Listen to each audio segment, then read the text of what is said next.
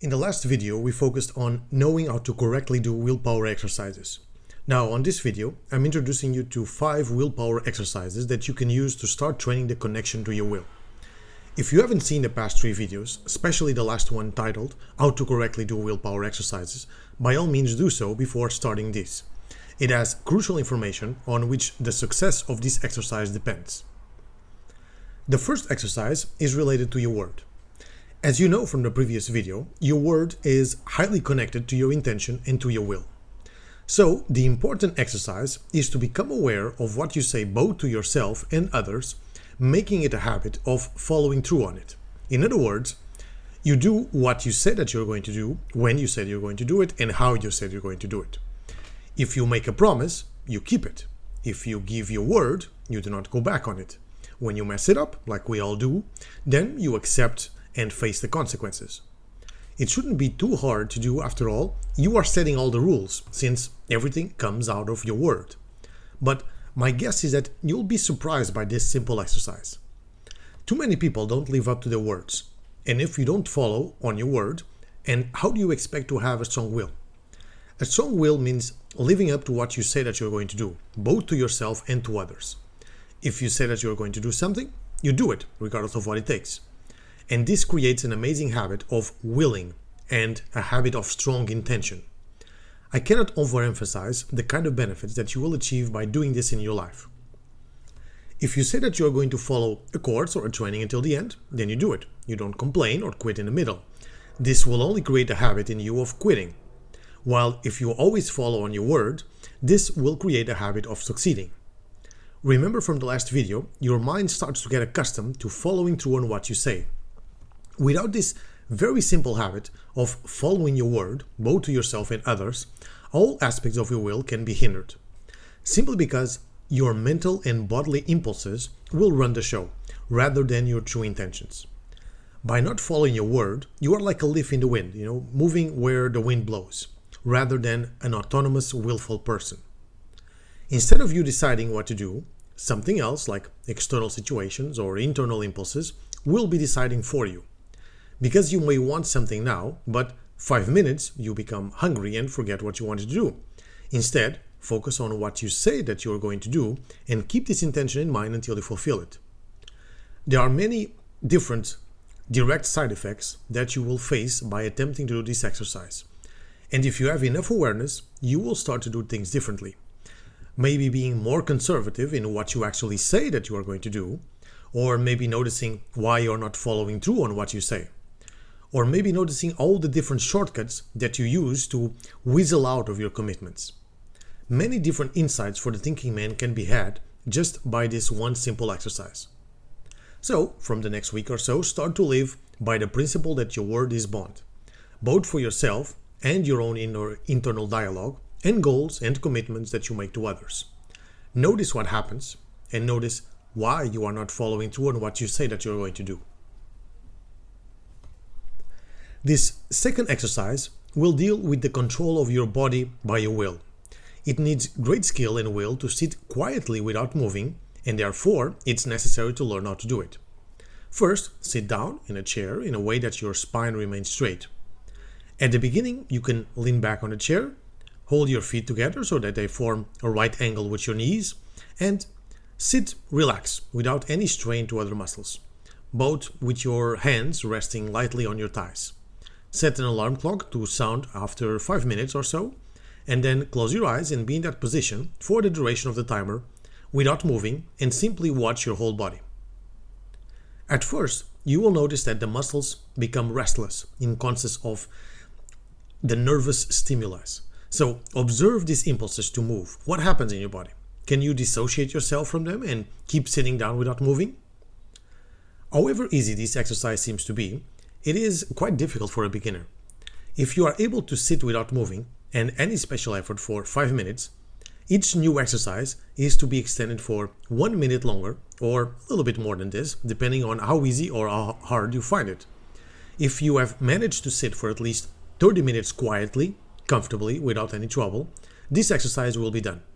But don't do it for 30 minutes just to get it done. It's important that you learn from it. Instead, the goal is for you to notice the impulses that come from your unconscious. Just like the need to scratch, to do something, to move your leg or your arm, don't just say, I felt like it. Really go deep into it. Observe them. Where do they come from? How do they manifest? What exactly happens inside of you that makes you want to move? This is the true goal of this exercise. It's not simply staying still as you think about last night's soccer match or that you have what you have to do after you finish this exercise. No, instead, be completely focused in you, your body, and noticing the different impulses that you feel. The third exercise is an expansion of this previous one. While on a previous exercise, you take a little moment of your day to do it, this one you can do wherever you are and whatever you want. So all you have to do is be aware of your body movements during the day and watch every unnecessary movement, like fidgeting of fingers or tapping of legs or playing with a pen and so on. And notice where this comes from. For example, it's very common to see people with a nervous tapping of the legs, or seeing someone in a coffee shop playing with a spoon just to keep their hands busy. But these movements are unconscious and automatic, and you want to understand these impulses. What exactly is happening as you do them? So the goal for this exercise is to observe whenever that you are doing these type of nervous movements and observe them whenever you catch yourself doing them. The fourth exercise, stop some small habit that you may have. You can decide on a bad habit or simply something that you tend to do automatically. For example, not putting sugar in your coffee or tea, or eating a different type of breakfast, chewing food slowly, not eating something that you like but it's bad for you, or skipping TV before bed, or get promptly out of bed instead of lingering there, and so on.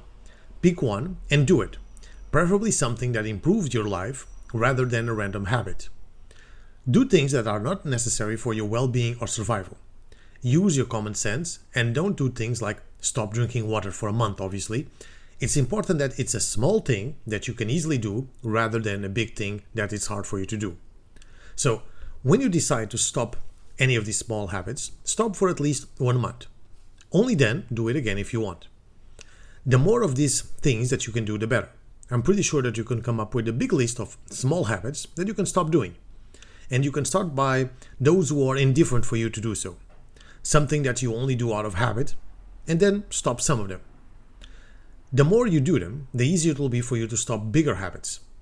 This is to show you that once you establish an intention in mind, you can follow through with it. This shows you and your mind that your intention is connected to your will. By starting with these small, innocuous habits, it will be a lot easier to do much harder things in the future. In the fifth and last exercise, fill a glass of water. Stand up and get your spine straight. Pick up the glass of water with your right hand, extend your arm fully in front of you, and be there 1 minute with your arm stretched in front of you, trying to keep the water absolutely still. No movement whatsoever in the water. When you're done, change hands and do the exercise with your left arm. Try to increase 1 minute a day until you reach 10 minutes with each arm. Now, I'm sure that you can train your muscles to withstand this. This can easily be just a muscular exercise with little to no benefits to your will. But notice how you feel as you are doing it. The steady focus, the active mental state, the unwavering will as you attempt to stabilize your arm and hand. Remember, the goal is in the attempt, not the actual stabilization. If you pick up the glass, and it's so easy for you that you can even be watching TV or YouTube at the same time, then nothing will come out of this. The goal is much bigger. The goal is in the mental state that you are using to stabilize the glass. Notice the will connection as you attempt. Notice how your mind needs to be completely focused not to move the water inside. This is the will. If you're using too much muscular strength, it will show. If you're using too little, it will show. The same way, with too much willpower, you don't need a lot of power. You need a good combination of intensity and smoothness. If it's too much power or too much intensity, you will show.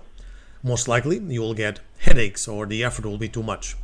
This simple exercise can teach you what is the will and its power, as well as being to regulate and the necessary mental state that you need to have.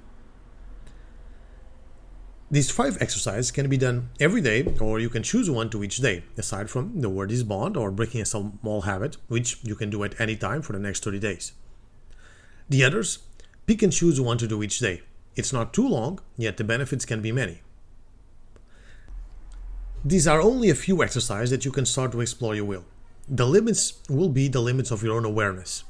A simple exercise like the ones we explore here, when you have a fully developed awareness, is quite powerful, since you will be able to notice so many patterns and impulses within you, giving you an opportunity to further deepen your state and your will connection.